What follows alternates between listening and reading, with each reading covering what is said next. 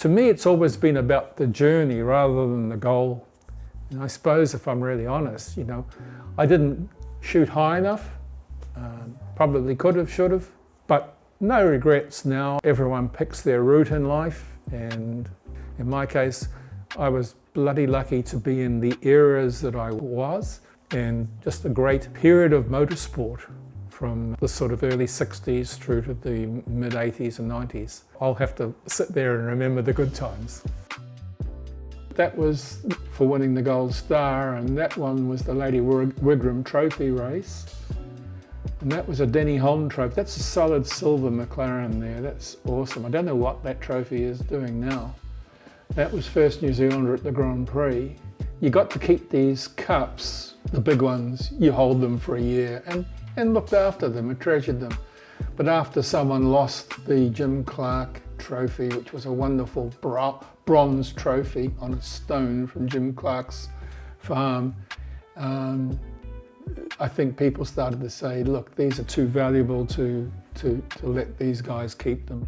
It's been a bit of a joke that Dave's still got the old RT4 that he had in 1982. I always threatened to have a chrome nail and bang a hole in the wall and hang it up there. Didn't quite get there.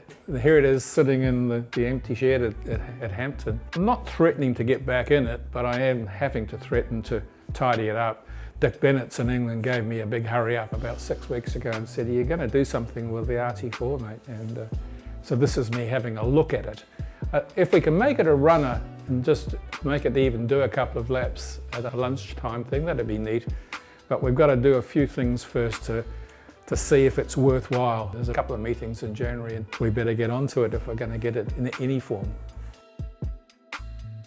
So in 1980, I'd been running in the New Zealand Gold Star Championship over the years. I'd been running a variety of Formula Atlantics, as we call them in New Zealand, Formula Pacifics, mostly Chevrons, and my good friend and sponsor, Doug Condon at Pi, said, are we going to do something better than fourths and fifths, Dave? Like, it's all very well. These RT1s seem to be nailing us.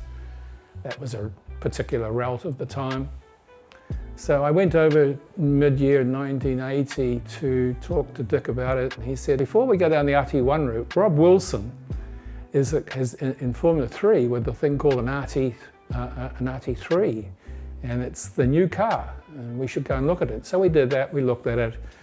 The upshot was that the RT3 became the RT4 in America, and RALT America did us a deal to get one out here.